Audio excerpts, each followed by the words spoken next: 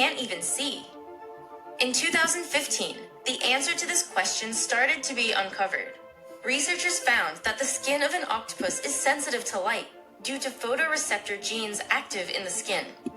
Even when the skin was detached from the body, it could respond to light and change the shape of its chromatophores.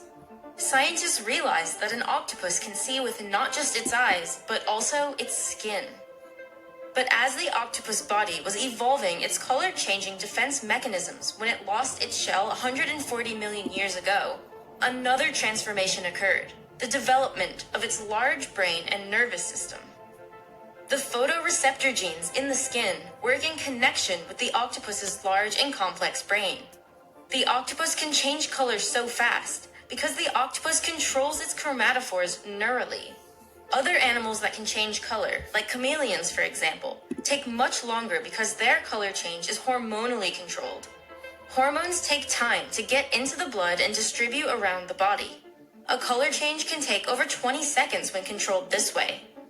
Some researchers believe that color change in the octopus may be like breathing or blinking for us, something it can choose to do, but also something that can happen involuntarily.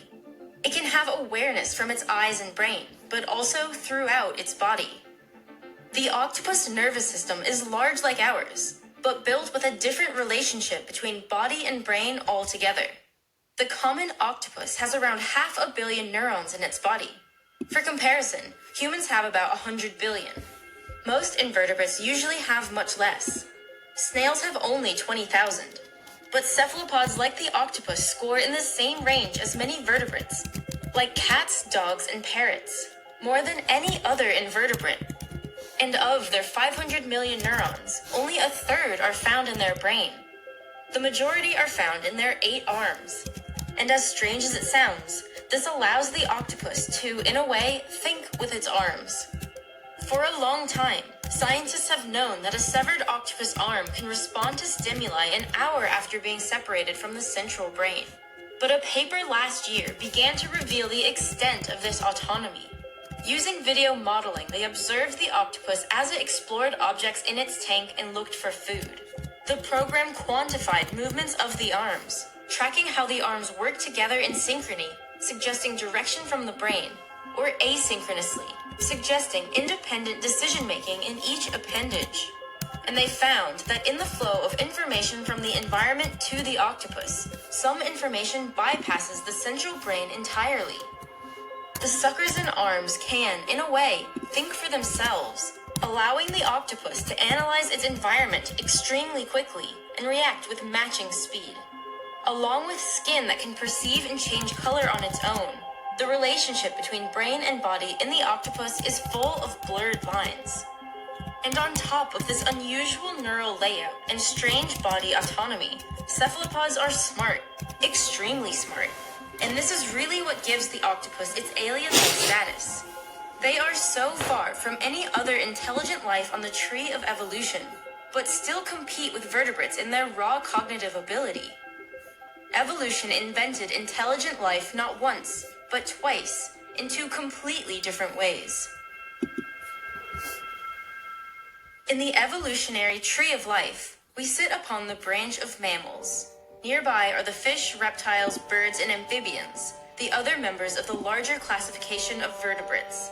This group is where we see all of the intelligent life we normally think of: humans, primates, dogs, cats, dolphins, and some birds. When we collect these animals and trace back to our common ancestor, it was likely a lizard-like animal that lived around 320 million years ago.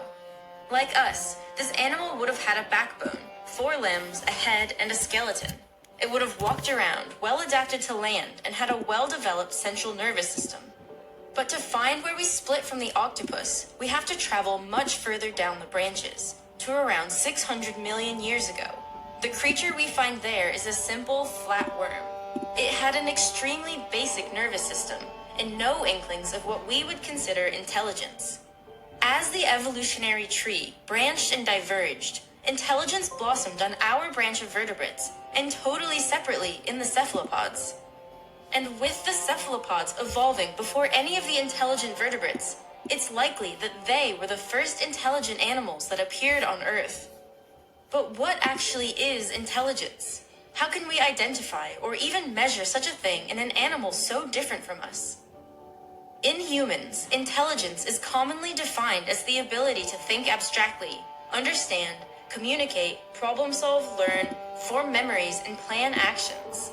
This is usually measured by intelligence tests which can be given a numerical value.